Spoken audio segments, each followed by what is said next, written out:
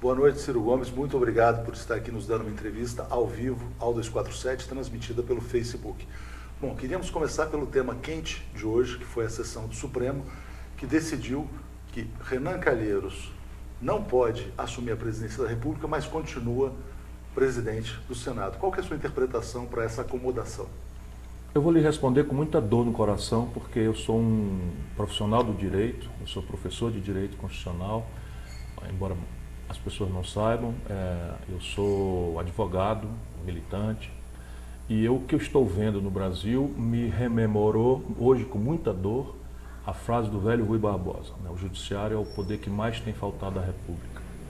E isso não só, por exemplo, na questão da apreciação do golpe de Estado, né, de um impeachment sem crime de responsabilidade, presidido por um ministro do Supremo, mas a troca de chumbo, né, vulgar, de um ministro dizer que o outro é doido, de um ministro dar uma liminar proibindo o presidente escolher de livre escolha um ministro. Um ministro pediu o impeachment do outro, Gilmar Mendes pediu do Marco Isso Aurélio. tudo é chocante e introduz na barbárie brasileira, né, que é uma consequência esperada por mim do golpe, introduz a última variável de insegurança, que é não contarmos com um judiciário severo, sereno, sóbrio, que é tudo que nós precisamos. Viramos uma terra sem lei, uma república bananeira. Eu jamais aceitaria chamar o meu país de uma república bananeira, mas nesse instante nós estamos em estado de anarquia.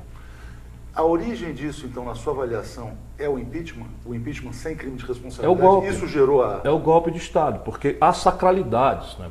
A selva de onde nós viemos, em que a gente exercita nossos apetites pela violência, pela força, ela, ao longo dos milênios civilizatórios, ela vai sendo substituída por um conjunto de regramentos, de símbolos, de vênias, de acatamentos, que vão dominando os nossos instintos bestiais, né? E isso a humanidade inteira. Nós brasileiros, retardatariamente, replicamos a institucionalidade pacificada na velha França, né, em Montesquieu, na repartição dos poderes, no controle recíproco dos poderes, né? Aprendemos um pouco com Tocqueville, né, especialmente que eu tenho lido novamente no Democracia na América. Copiamos o presidencialismo norte-americano, na vã ilusão de que copiar instituições dos outros nos permite receber o mesmo benefício civilizatório, e hoje no Brasil nós estamos violando rápida e aceleradamente tudo isso. Por quê? E a minha geração só ganhou. Nós vimos uma ditadura, conquistamos a redemocratização do país, conquistamos a estabilidade da moeda, nisso tudo eu estava ali ajudando como militante e tal. E pela primeira vez a minha geração, eu tenho 59 anos, 36 anos de militância na vida pública brasileira, descontada a minha militância no movimento estudantil, que me acrescentariam mais uns 6, né? E nós agora só regredimos. Só regredimos. Por quê? Porque se violou um elemento estável e simbólico básico, que é, no presidencialismo, o presidente só chega a esse lugar eleito pelo povo. Claro. Nós temos um sem voto, projetando um modelo de economia política jamais pactuado com a sociedade brasileira para servir a uma minoria escravocrata, plutocrata e corrupta. Mas antes de entrar nesses aspectos, eu queria só esgotar o caso Renan. O que é mais grave na sua avaliação? É um presidente do Poder Legislativo ser afastado por uma decisão liminar, ou a mesa diretora do Senado se reunir e não cumpri-la?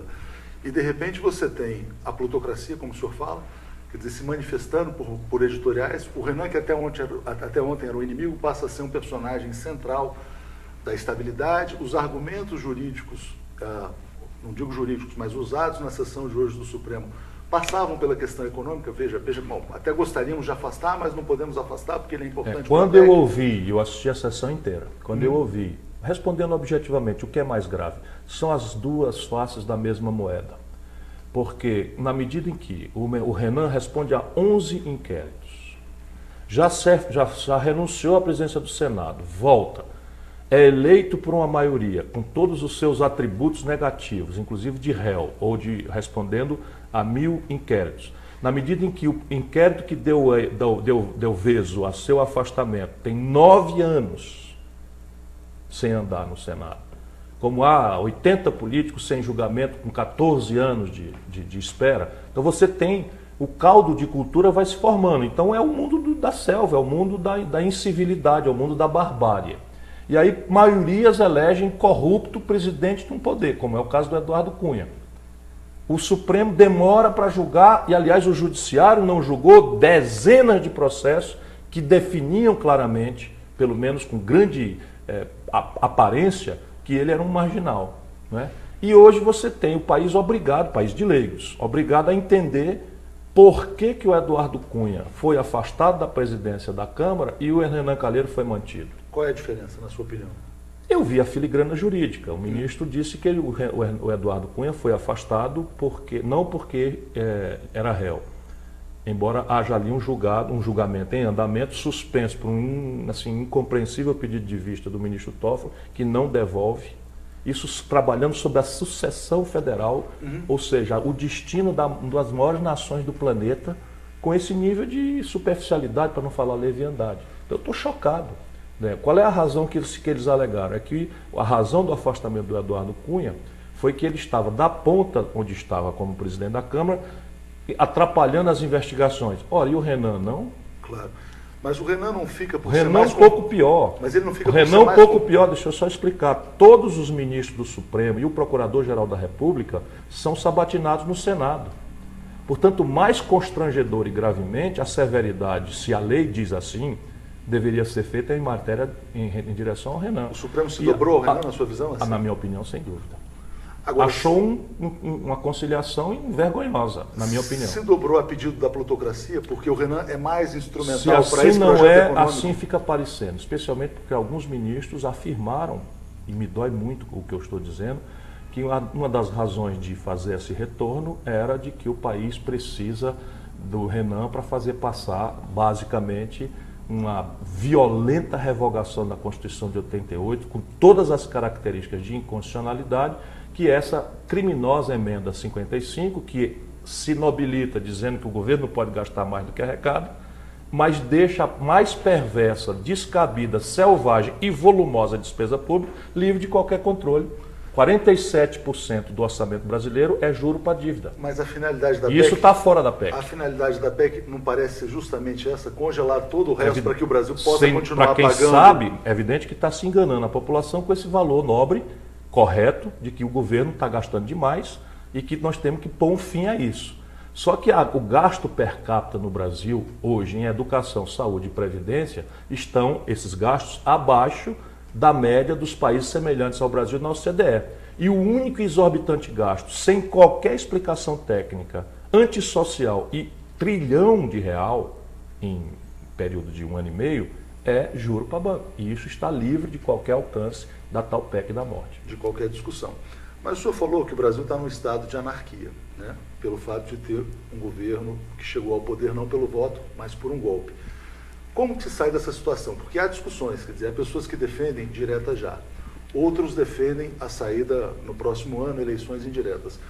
Na sua visão, como o Brasil vai sair desse impasse do governo Temer? Veja, o Brasil tem muito agente político, inclusive do nosso lado, jogando para a plateia, né, falando o que as pessoas querem ouvir.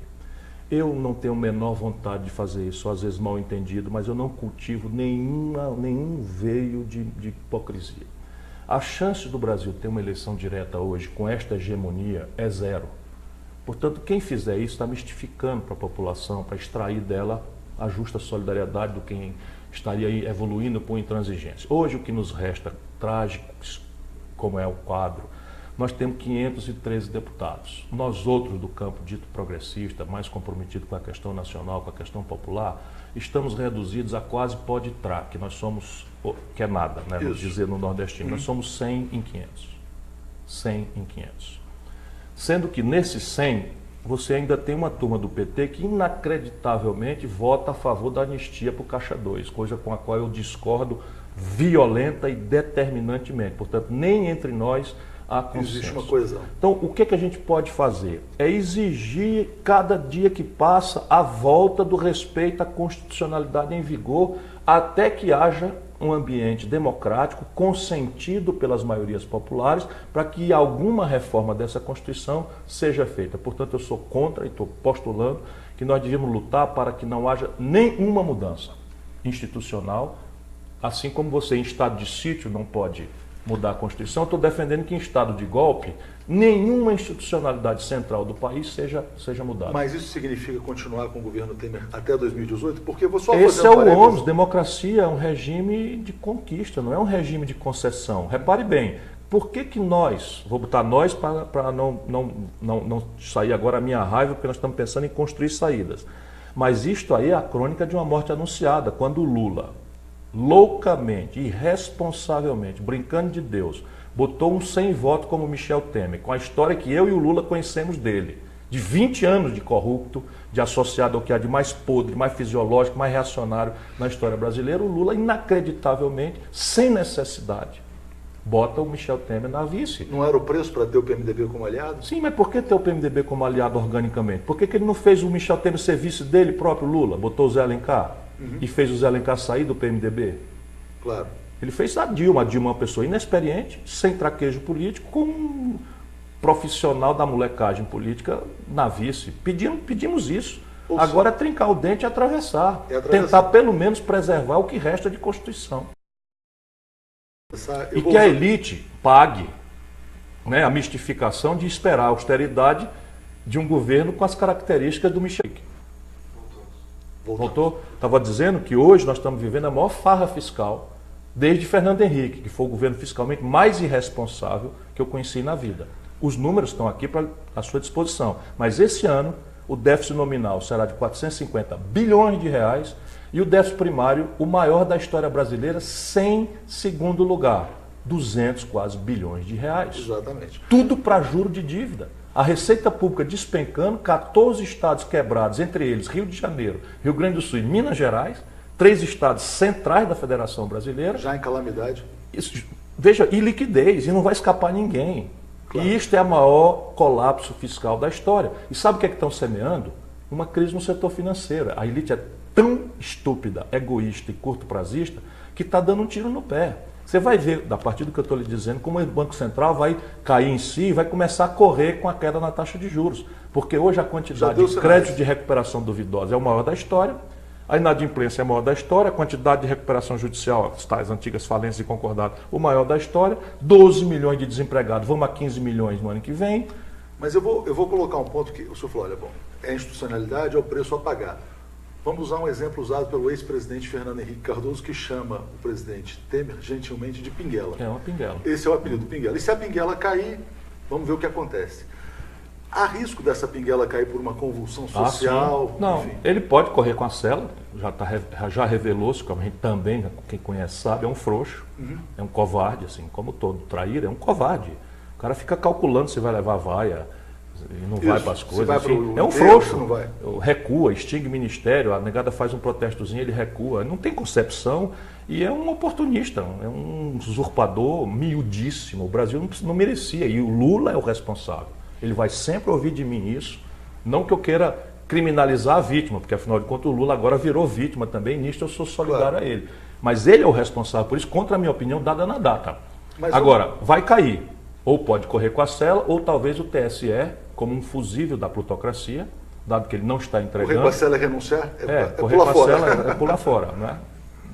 Tem uma expressão mais chula que eu agora não falo mais. Tudo bem. Não, então... O que tem aí, o fusível, é uma anulação da chapa pelo TSE, que está como espada de Damocles, obrigando o Temer a correr com a agenda plutocrata, entregar o petróleo, já foi feito. Isso. Inclusive, na mesma calada da noite, aproveitando o choque da tragédia que aconteceu com nossa Chapecoense, ele sancionou naquela mesma noite, né, a entrega do pré-sal aos estrangeiros, o que é um dos grandes crimes que esse canalha vai responder perante a história.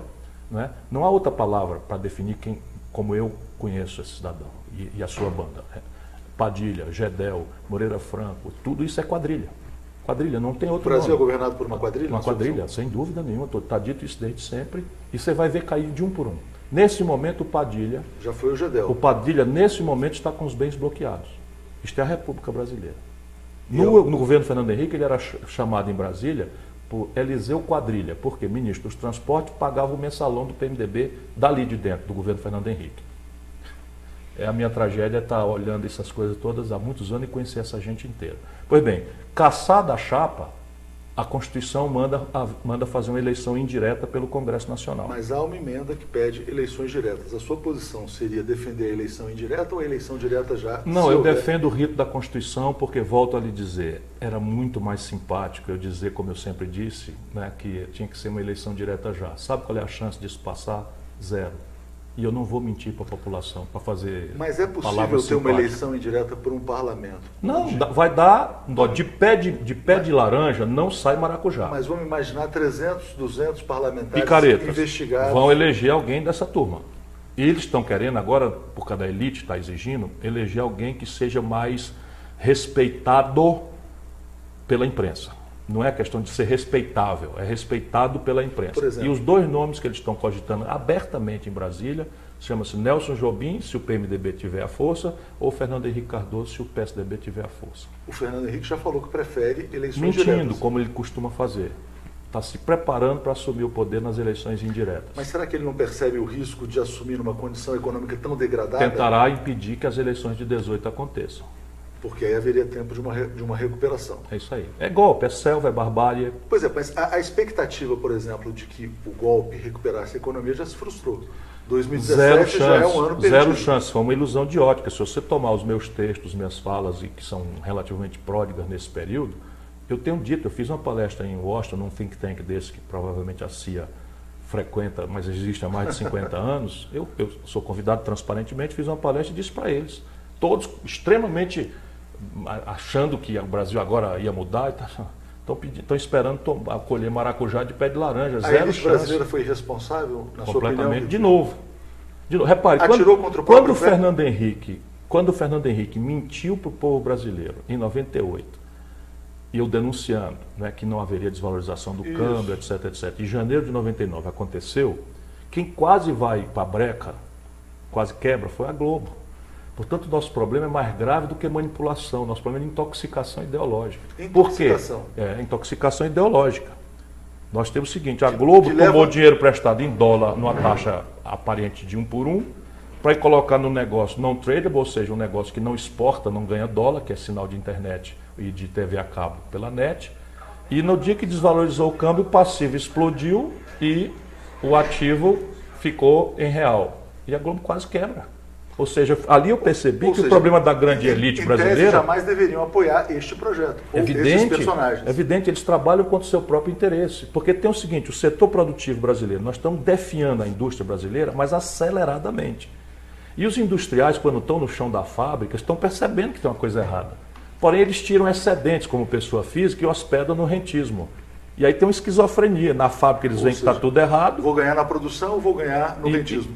Nessa semana, por exemplo... Alguém tem que quebrar essa lógica fazendo um projeto nacional que demonstre que o Brasil de 80 para cá está crescendo 2% ao ano. E isso significa estagnação, porque nós crescemos 1,7% ao ano a população. Percebe? Em 80, o Brasil era 1% do comércio global, a China era 1% do comércio global. Hoje nós somos 1% do comércio global, ou seja, estamos parados desde 80 para cá, com 2 ciclos de expansão de consumo populista, um Fernando Henrique barra real, esse eu ajudei a fazer ainda com Itamar, não com essa intenção, e outro Lula barra preço de commodities, que artificialmente foram altos e agora caíram, não vão mais voltar. Tirante esses 2 ciclos, a média brasileira é de estagnação. É a da mediocridade. O Brasil representa 1% do comércio global hoje, 40 anos depois, e a China representa 12,5%. Agora, a sua visão, então, a sua posição, na verdade, é de eleições presidenciais em 2018. Na data. Na data, porque preservando eu quero ver se a gente salva o resto de selva. E o senhor será candidato, ao que tudo indica. É possível. Embora eu vá pensar 100 vezes, como eu tenho repetido, se vou ser mesmo candidato. Por quê? Porque um cara que pensa o que eu penso, fala o que eu falo, né? Tem os confrontos que eu tenho, vai sofrer o pão que o diabo amassou para atravessar. Por exemplo, uma promessa solene. Se eu for presidente da República, eu tomo de volta a internacionalização do petróleo que acontecer daqui até lá. Ou seja, o senhor faz o que Pedro Parente está fazendo. Farei claramente e concito os meus ilustres pares de disputa a afirmarem o mesmo. Por quê? Porque o Brasil hoje é mais do que autossuficiente em petróleo, nós não temos nenhuma necessidade de acelerar investimento. O petróleo hoje está num preço muito barato, não há nenhuma necessidade da gente, por renda, acelerar investimento. E isto é um ativo que pertence aos filhos dos brasileiros, aos netos dos brasileiros. E não há razão nenhuma para você internacionalizar. Estes canalhas, me perdoe, eu não consigo achar outro termo mais moderado. Esses canalhas entregaram o campo de Carcará, a uma que pertence ao povo brasileiro, a uma estatal que pertence ao povo da Noruega, e o barril de petróleo já oficialmente cubado, oficializado nas reservas dele, permite-me afirmar que eles entregaram um barril de petróleo por $1,35. O barril. O barril que hoje está a $55? $1,35, mais barato do que uma lata de Coca-Cola. Alienando o futuro dos nossos filhos, que não há outra alternativa de financiar no futuro. O senhor acha que pode ter aí uma nova Lava Jato, por exemplo, um prejuízo tão grande à Petrobras quanto o da corrupção, vamos dizer assim? Veja, se quisermos ver, porque isso não por acaso não é, na minha opinião. Os encarregados de fazer isso são todos entreguistas velhos, conhecidos meus. Você entregar ao Moreira Franco o programa de parceria público-privada, de privatização e concessões do país, aí tem, percebe? Se você entrega o Pedro Parente à Petrobras e o cara começa a querer vender, esquartejando, vendendo a partir do filé, olha a política de preços que esses canalhas estão praticando. Sabe quanto é que a Petrobras cobra do brasileiro no mercado doméstico, um barril de petróleo? Hoje, $98. É o preço de mercado, é lógico. Não, o preço do mercado. É verdade, é muito mais do que o preço do mercado. Muito mais do que o preço do mercado. Então nós estamos fazendo o seguinte grande negócio que esta gente está fazendo. Nós entregamos o barril de petróleo de graça para a Noruega. De graça para a Noruega. E exportamos a 45, 50, 51 e cobramos do brasileiro médio 98 e agora uma variável econômica relevante, porque tem impacto inflacionário, que na formação de planejamento de todas as empresas, subindo e descendo por dia. Agora, em que medida esse tipo de discurso inibiria a sua candidatura presidencial? O senhor falou, não, só vão me agredir. Mas veja, esse discurso pode encontrar ressonância. Eu sou uma pessoa. Não, sim, claro. Estou só lhe dizendo que um tipo de candidato como eu, que sabe o que está falando e que fala o que pensa, vai enfrentar restrições. E não são restrições leais, não são uma confrontação leal. Percebe? De mim, por exemplo, não se acusa nada no campo moral. Mas é que eu sou destemperado, sim, é que eu sou pavio curto. Por quê? Porque se sataniza o carteiro, para que as pessoas não leiam a carta. Claro. O senhor vai ser um dos poucos políticos brasileiros não atingido por Odebrecht, OAS, delações, ao que tudo indica. Pelo menos isso é uma decisão tomada de vida. E nada mais é do que a minha obrigação. Até o presente momento, eu compreendo o que você está dizendo até agora, mas até o presente momento em que eu lhe falo, nós estamos falando ao vivo, eu tenho 36 anos, eu comandei a economia do Brasil, o 8º estado brasileiro, a 5ª cidade brasileira, fui ministro da Integração Nacional, fiz o projeto de São Francisco, o projeto da Transnordestina, interagi com todo o campé de expressões de poder econômico no Brasil, nunca respondi a um inquérito sequer para ser absolvido. Como também tenho tido vontade de dizer para esses canalhas que estão fazendo agora essa crueldade com os trabalhadores rurais do Nordeste, com os trabalhadores da construção civil, que não têm expectativa de vida para chegar em 65 anos, obrigando o nosso povo a trabalhar 49 anos para poder merecer. Vou dizendo, esses canalhas todos se aposentaram precocemente. Eu, Ciro Gomes, não tem nenhum valor se eu agora consigo, mas quero dizer, implementei direitos a essas imoralidades, ex-deputado, ex-prefeito, ex-governador, nunca aceitei receber.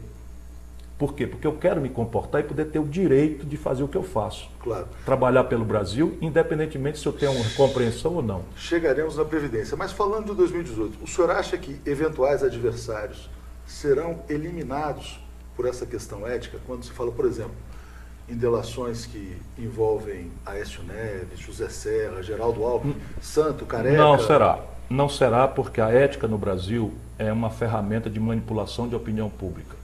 Entre as elites não há o menor comprometimento ético. Sabe qual é o compromisso da Globo com a ética? Nenhum. Sabe qual é o compromisso dos bancos no Brasil, no país com a ética? Nenhum. E do judiciário?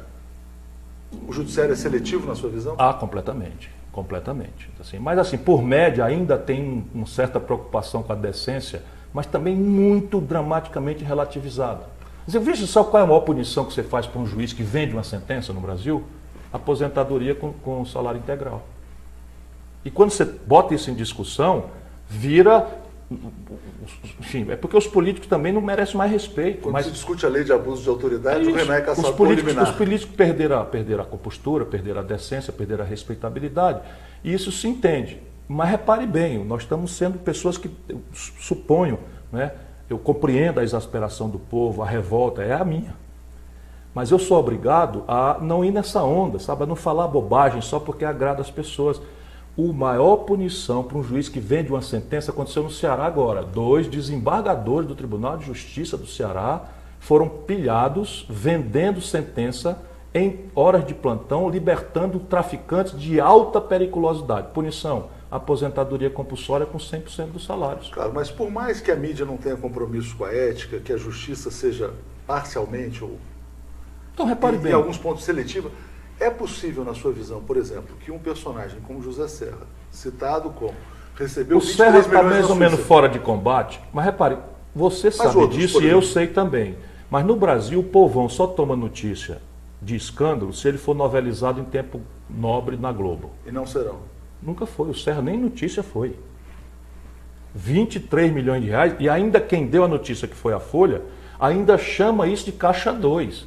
Caixa 2, teoricamente, seria um crime menor ou um não crime, porque seria dinheiro não contabilizado para financiar a campanha. Como é que você financia a campanha com dinheiro guardado na Suíça? Precisava ser lá? Quer completar o escândalo?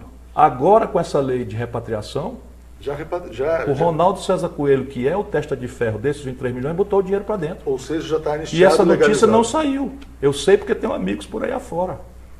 Ou seja, Então, repare bem, o Alckmin, por exemplo, né? Alstom, metrô, não sei o que e tal. Quem é que não afirma que o Alckmin é um homem sério? Mesmo eu não vou afirmar que não seja. Mas porque nunca foi investigado, nunca foi novelizado em horário nobre, isso. Né? Ou seja, então em O 2018... Aécio. Qual é a sua visão sobre o Aécio? Não. Tem um tema muito polêmico hoje nas O redes Aécio, sociais, que é eu a tenho foto até de ontem. pena, de novo eu A tenho foto sentido lá- dor no coração, né? Porque em nome da minha convicção com o Brasil, da minha preocupação com esse estado de anarquia, eu me sinto obrigado a não homenagear mais nem as amizades que eu tenho, mas o Aécio é um nada. Qual foi a Não é um participação nada. dele nesse processo, por exemplo? Se ele tivesse aceitado o resultado eleitoral, a história seria diferente hoje? Eu atribuo a 3 interesses externos e um interno o que aconteceu no Brasil. O primeiro interesse interno é a mentira eleitoreira marketológica da Dilma. A crise estava dada e ela optou por mentir, aceitar o ditado do marketing ao invés de politizar a consciência da crise, confiar ao povo a consciência disso e partir para cima com estes valores. Eu tenho certeza que ela ganharia com muito mais qualidade e não teria predisposto a base popular brasileira a se revoltar com ela e dar ensejo aos outros 3 interesses. O estelionato eleitoral, na sua visão? Isso. Primeiro interesse, gerar excedentes fiscais a qualquer preço, ou custo ou contradição, para botar no poço sem fundo taxa de juros. da agiotagem internacional, PEC 55. Entregar o pré-sal aos estrangeiros, mas isso aqui só como elemento iniciador de um processo de destruição do alinhamento do Brasil numa ordem mundial multipolar, em que o Brasil começa a não ter alinhamentos instantâneos com nenhuma potência, se aproxima nos BRICS da Rússia, da China, da Índia e da voltar África ao do papel Sul, de quintal, vamos dizer assim. e Mercosul, e Unasul e tal. Então, esse é o segundo interesse. E o terceiro interesse é o fim da Lava Jato. Evidentemente que estava por detrás do Estancar a sangria, como disse Sim, Romero Jucá? isso é uma explicitação de uma coisa que dá para ver que continua. Continua. Continua. O Michel Temer é porque é um traíra generalizado. Você acha que os deputados, em madrugada, votariam anistia ao Caixa 2 se não tivesse apalavrado com ele a sanção? O povo precisa saber que o parlamento vota a lei, mas a lei só entra em vigor se o presidente sancionar. E evidentemente ele tinha concordado. Ele vai sancionar, na sua visão? Ele irá sancionar? Não, ele agora sentiu o fogo no rabo, a plutocracia que deu a ele uma tarefa Mas existem específica. parlamentares que dizem que se não sancionar, cai. Existe Sim, uma ameaça. Essa é a contradição que nós estamos vivendo, é a selva que nós estamos vivendo. Eu acho que ele não vai entregar nenhum dos 3. Mas imaginemos então, quer dizer, que o senhor, como candidato, se eleja presidente em 2018. Como é possível sair dessa crise imaginando que, eventualmente, o senhor possa se tornar presidente sem ter maioria no Congresso? O senhor falou, a esquerda desse campo tem 100 deputados A preço em de hoje. 500, a preço de hoje. Mas, por exemplo, o seu irmão, Cid Gomes, era ministro da pasta mais importante do governo Dilma, da Pátria Educadora, e caiu logo no início do segundo mandato, porque afirmou, num evento no Ceará, se não me engano, Não, lá no Pará. no Pará, que o Eduardo Cunha era um chantagista. De repente veio aquela pressão imensa sobre a presidente E Dilma. a Dilma ficou com o Eduardo Cunha. Entre Cunha, ficou com Cunha e entregou a cabeça do Por Cid que Gomes. você acha que ela caiu? Porque, repare... Recentemente ela nos deu uma entrevista e disse, bom, não dá para negociar com o Eduardo Cunha porque é um chantagista. Pois é. A mesma expressão usada pelo Cid Gomes. É. Como o senhor enfrentaria um parlamento que como tivesse, Itamar por exemplo, Franco, um Eduardo só Cunha? para que as pessoas tenham clareza, como Itamar Franco enfrentou, como Juscelino Kubitschek enfrentou, como Lula no primeiro mandato enfrentou, como Fernando Henrique, de certa forma, no primeiro mandato enfrentou, o Fernando Henrique bem menos, mas o Lula, por exemplo, bancou sem transigência, e o Zé Disseu queria muito o acordo, e eu fiquei duramente contra, e o Lula bancou a posição do meu lado, que não era só minha, né? Mas na crise do mensalão, nós enfrentamos. Ao invés de capitular, nos render, fazer acordo, se acertar, nós confrontamos. E o povo brasileiro nos apoiou e nós escapamos, adiamos o golpe 6 anos. Como Getúlio lá atrás enfrentou com o suicídio. A questão básica é a seguinte, você tem que restaurar a autoridade moral da presidência da República, que hoje está destruída. Como é que você faz isso? Primeiro, moderando a promessa na campanha. Segundo, explorando ao máximo a possibilidade, que é real da vida brasileira, de que ao presidente que se elege, especialmente se elege com forte maioria, se dá também maioria no parlamento. Esta é a realidade. Se não diretamente do partido dele, mas das forças a ele avizinhadas, por isso a sabedoria de um segundo turno, quando você não consegue no primeiro turno arrastar, há uma aliança obrigatória a ser feita entre os vizinhos, que constitui também. Segundo, você tem que introduzir no Brasil, reintroduzir no Brasil, que a inexperiência da Dilma, um certo despreparo, ou não um treinamento do Lula, perderam, embora o Lula... É uma política de governadores. Uma das razões dessa absoluta fragmentação do poder no Brasil é que nós deixamos a Federação Brasileira se arrebentar. O equilíbrio de poder no Brasil está destruído porque o Rio Grande do Sul não tem mais protagonismo nenhum, o Palácio de Piratini virou um órgão de destruição de liderança. Grande Minas Gerais, além de se avacalhar na sua representação, está aí colapsada também. O Rio de Janeiro colapsado. Mais grave. Né? E você tem praticamente São Paulo sozinho, dando todas as cartas, embora em São Paulo seja o epicentro da crise. A desindustrialização, o centro da crise é aqui, os 12 milhões de desempregados, a maioria são aqui, né? A violência e a desqualificação da educação, inclusive com a garotada ocupando, com o meu entusiasmo de ver pelo menos esse lado sadio da sociedade brasileira reagindo. Né? Mas o senhor então acredita que o presidente governaria mais com a força do respaldo popular do que do parlamento? É um misto cuidadoso, para não sair para o sebastianismo, para o populismo, etc. Mas é um misto que é da natureza do presidencialismo norte-americano. É um misto de mediação, negociação, entendimento, com convocação da população, inclusive usando ferramentas que estão na nossa Constituição. Por exemplo, por que nós não mandamos a um grande referendo uma reforma da Previdência? É porque acreditamos que o povo brasileiro não é capaz de fazer juízo de sacrifício? Nosso povo já revelou, é capaz, desde que ele entenda que há um sacrifício distribuído proporcionalmente a quem mais precisa. Agora hoje você deixa bilhões de reais serem entregues para meia dúzia de barões na especulação financeira e vai cortar a previdência social de um velhinho do interior do Nordeste, de um velhinho do interior do Pará, de um velhinho do interior nas minas de carvão de Santa Catarina. Enfim, isso é desumano, é cruel, é criminoso o que está acontecendo. Vamos entrar então nesse tema da reforma da Previdência, que é bastante atual, foi apresentada nesta semana. Na sua visão, muitos brasileiros vão morrer antes de se aposentar? E outra questão que eu coloco é, bom, hoje fala-se num rombo da Previdência.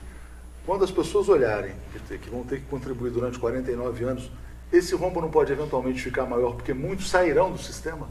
Vamos lá, primeiro vamos ajudar o nosso povo a entender duas coisas, que também essa mistificação hipócrita de lado a lado não tem permitido a nossa sociedade ajuizar com reflexão, com inteligência, com equilíbrio, com severidade os problemas que nós temos. Então veja bem, a Previdência Social do Brasil hoje não tem déficit.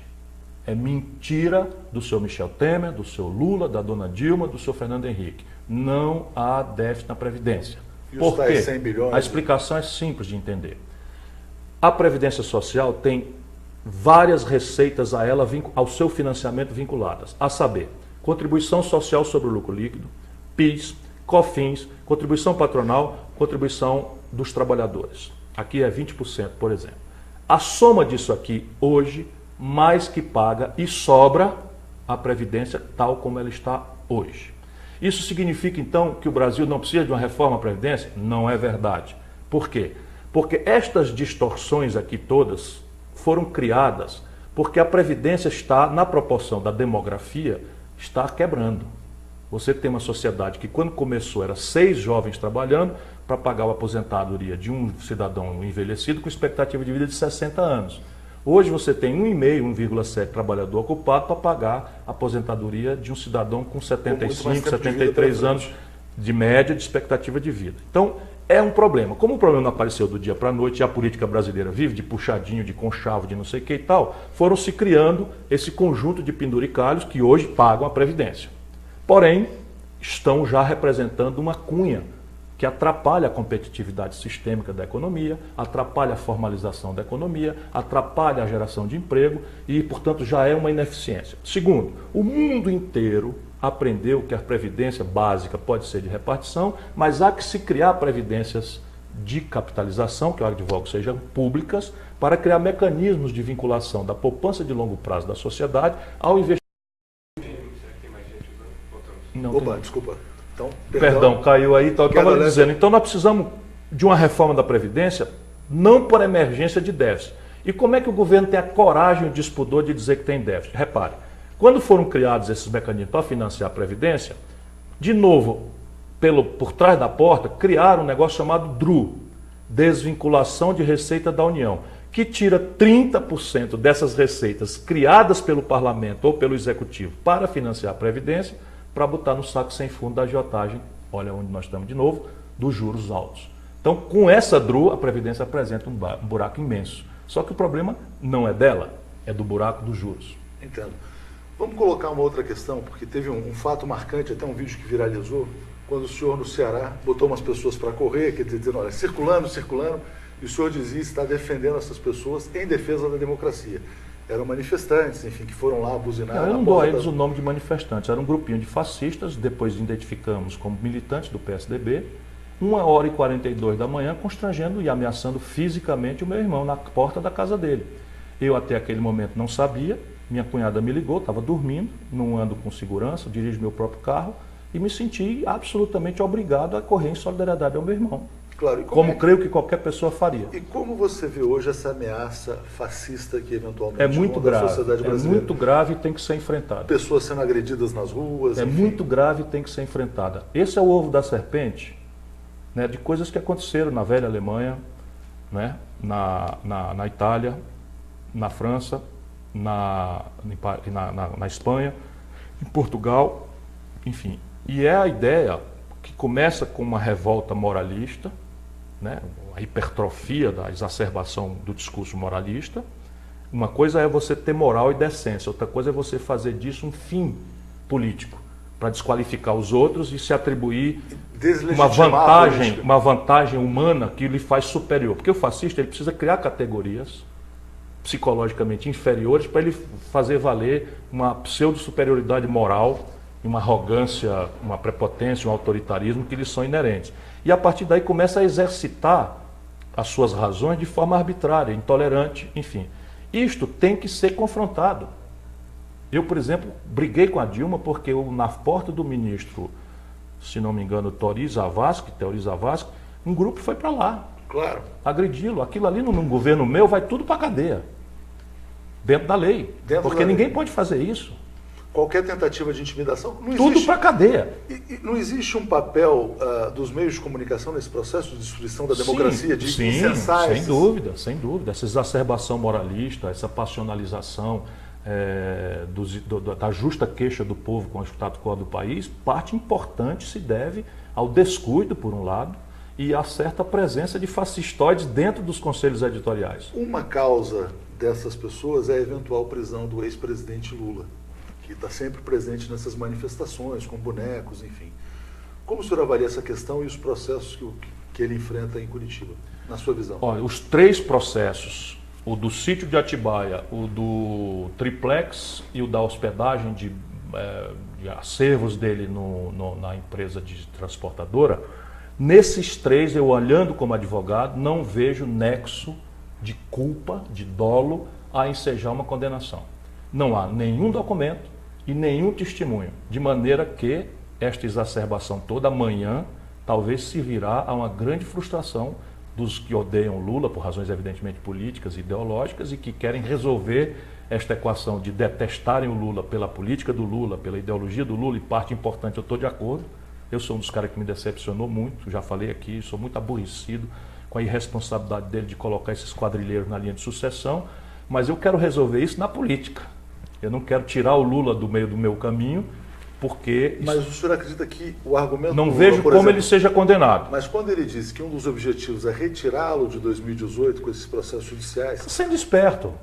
Está sendo mas esperto. o senhor acha que isso possa passar pela cabeça do judiciário? Olha, precisamos condenar em primeira e segunda instância para que ele não possa concorrer? Nesse momento, e não é assim por maldade não, essa meninada de Curitiba se acha a representação do onipotente na Terra. E só eles são os donos da verdade, e só eles podem fazer a destruição da reputação de homens públicos sem devida culpa formada, enfim, estão preparando nulidades. É o que aconteceu com a Santiagarra, lembra não? Claro. O procurador Antônio Fernando de Souza, cheio da moral, era o Dallagnol da época. O delegado Protógenes de Queiroz era o valentão da época. E tal, prenderam o Daniel Dantas e não sei o que e tal. O Daniel Dantas hoje anda com um atestado de puritano. Isso pode porque acontecer. Tudo, claro, isso pode acontecer já começou. Já começou. Os anônimos não sabem, a população não sabe, mas basicamente as condenações do Moro, que já chegaram no Tribunal Regional Federal do Rio Grande do Sul, já foram anuladas. Algumas. Várias estão sendo mantidas. Sim, ok. E que paguem caro todos os pilantras do Brasil, em que ninguém me confunda, que paguem severa e muito caros, sabe, muito caro aqueles pilantras, salafrários, seja de que lado for. Agora, ainda que o Lula possa ser um candidato em 2018, o senhor defende que ele concorra ou que se construa a chamada frente ampla das esquerdas? Nem uma coisa nem outra. A minha vida não é fácil, porque eu acho que a gente tem que pensar com a sofisticação que o momento pede. Já disse, sem qualquer tipo de desmerecimento, que uma candidatura do Lula em 2018 é um desserviço ao Brasil e a ele próprio. Por quê? Porque se ele for candidato, e eu espero que pelo menos o direito de ser ele tenha, e a gente resolva as nossas diferenças pela mão do povo, eleitoralmente, sem essa coisa de tirar a pessoa da jogada por expedientes, que, se ele tiver culpa, também que pague. Também não quero saber de passar... Ninguém está acima da lei. Porém, o desserviço é que ele projetará para os próximos 4 anos o que estamos vivendo hoje. Conflito. A confrontação odienta, radicalizada, miúda, não é? Que inclusive não respeita o ritual, como está visto aí pelo impedimento golpista, uma cassação de mandato sem crime de responsabilidade, né? E a ele próprio, porque ao invés de ele fazer neste momento um papel de grande estadista, né? O rei Juan Carlos, na Espanha, cumpriu esse papel, foi treinado, foi educado pelo Franco, né? Que o generalíssimo Franco, o nazifascista da Espanha, a esquerda era republicana e ele monarquista, então ele protegeu o Juan Carlos, educou o Juan Carlos, e o Juan Carlos, assim que o Franco morreu, coordenou, né, a transição como chefe de Estado, e deu-se no Pacto de Moncloa, apareceu esse jovem talentoso Felipe González, e a Espanha andou. Hoje está ferrada na esteira dos escombros da tragédia neoliberal. Esse é o papel que o Lula tem, né? Construir, dar passagem, usar a grande força que ele tem no povo, no mundo, para ajudar a construir uma coisa nova para o país. Mas o senhor não acha que para que ele possa exercer esse papel, ele tem que ter um pouco de paz também? Assim, isso é um direito dele. Isso é um direito dele. Quer dizer, o primeiro direito, o mais sagrado direito de qualquer cidadão é sobreviver, né? É ter a presunção de sua inocência respeitada, é ter direito ao contraditório, à ampla defesa, aos recursos a isso inerentes. Ele tem esse direito e é minha solidariedade completa nisso, né? Agora, imaginando, então, o senhor se eleja presidente em 2018, quer dizer, o Brasil vem passando por um estrago econômico inédito. A economia caiu 5% no ano passado. Nós caímos 10 pontos em 24 meses. Nunca houve na história desse país nada parecido. Qual que vai ser o remédio para fazer o Brasil andar novamente a partir de então? Voltando. Então, só fechando, o remédio... Na eleição, nós temos que pactuar com o povo esse remédio. Para mim, nós temos que recuperar algumas verdades que foram destruídas ao longo desse processo de prostração neoliberal, legitimado pelo PT, inclusive. Fernando Henrique introduz, dando organicidade ao que o Collor empiricamente começa, e o Lula aperfeiçoa e dá isso qualidade de projeto com efeito popular, o que não é verdade. O efeito popular vem, volto a dizer, de um ciclo originalmente inédito e que não se reproduzirá mais, de preços altos dos produtos tradicionais do Brasil, minério de ferro, petróleo, soja, milho, etc. Pois bem, primeiro, nós precisamos trazer de volta a ideia de que o Brasil tem que ter um objetivo nacional ou consensual, e não é provável que seja, ou claramente afirmado por uma esmagadora maioria lúcida. O país tem como objetivo estratégico superar a pobreza e a desigualdade. Bota isso aqui. Qual é a tática para isso? O Brasil tem que tomar a decisão de crescer a economia. Aí você deve estranhar, mas isso não é uma decisão? Não. Hoje, crescer, ter emprego, salário no Brasil é um efeito colateral que acontece ou não acontece da manipulação de 3 ferramentas que nos foram vendidas como ciência boa e que são ideologia ruim. Meta de inflação, câmbio flutuante e superávit primário. Evidentemente que a satanização já vem assim, como se eu estivesse aqui a advogar que o método de meta de inflação que eu condeno seja uma frouxidão com controle inflacionário. Não me confundam. Eu fui ministro da Fazenda, entreguei com inflação zero, tendo recebido com 3% de inflação no mês. Entreguei com zero. Não tenho compromisso, no plano real. Segundo, sanidade fiscal é bom e o mundo progressista deve gostar. Por quê? Porque o Estado só é poderoso na proporção do excedente de poupança que ele tem para financiar uma intervenção no enfrentamento da doença, no enfrentamento da violência, no enfrentamento da deseducação, na resolução das infraestruturas que superam os desequilíbrios regionais do nosso desenvolvimento, a produtividade sistêmica, a competitividade da nossa economia. Portanto, sanidade fiscal é bom e tem que ser perseguida. Eu sou virgem em déficit, ministro, governador, prefeito, nunca pratiquei um dia sequer, mas a forma de apuração hoje é imbecil, é estúpida. E, por fim, câmbio flutuante. Nenhuma nação séria do mundo pratica uma taxa de câmbio hostil ao seu produtor e estimuladora do seu consumismo suntuário. A taxa de câmbio da China, da Coreia do Sul e do Japão é pelo oposto. O objetivo principal é a produção. É produzir, é estimular a produção e dissuadir, né, o consumo suntuário, o consumo de luxo, ou pelo menos tributá-lo de forma mais progressiva no Brasil.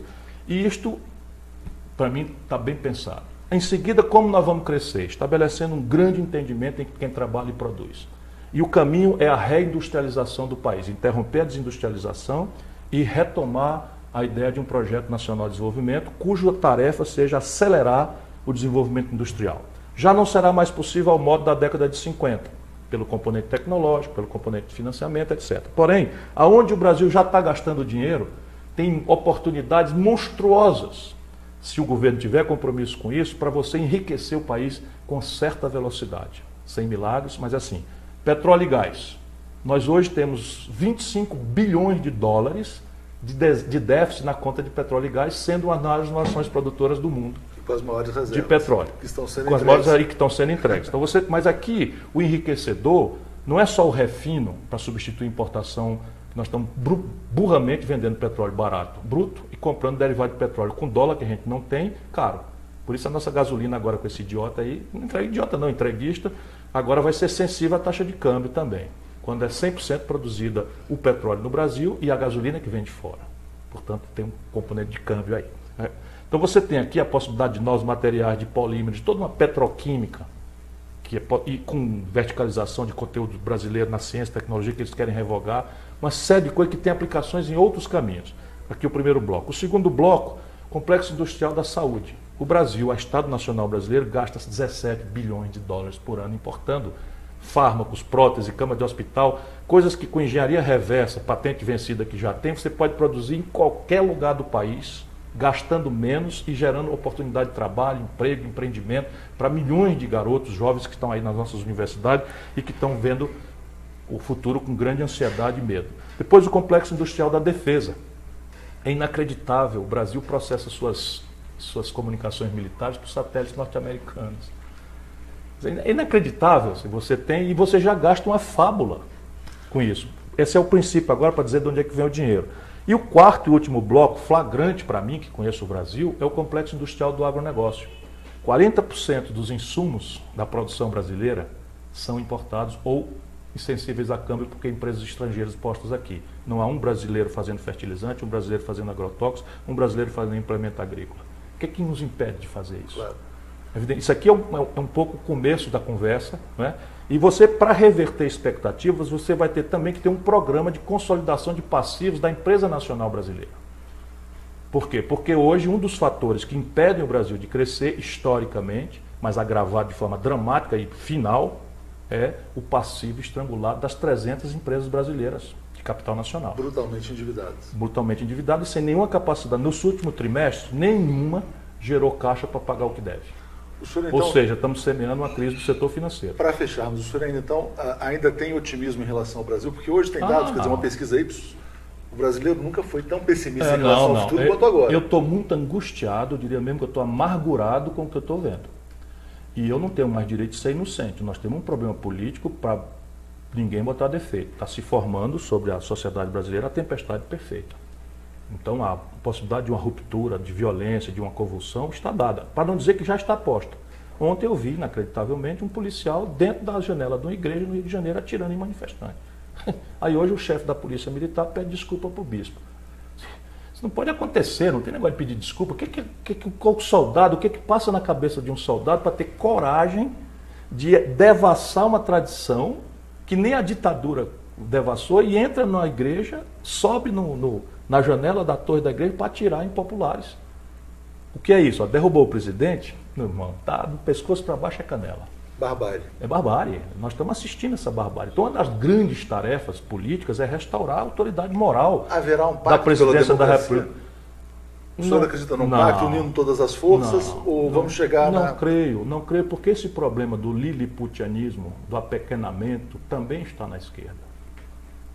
Também está na esquerda. Sabe, a miudice, a mistificação, a não crença no povo, também está entre nós. Entendo. Ciro, muito obrigado pela entrevista. Obrigado a você. Até a próxima oportunidade. Obrigado.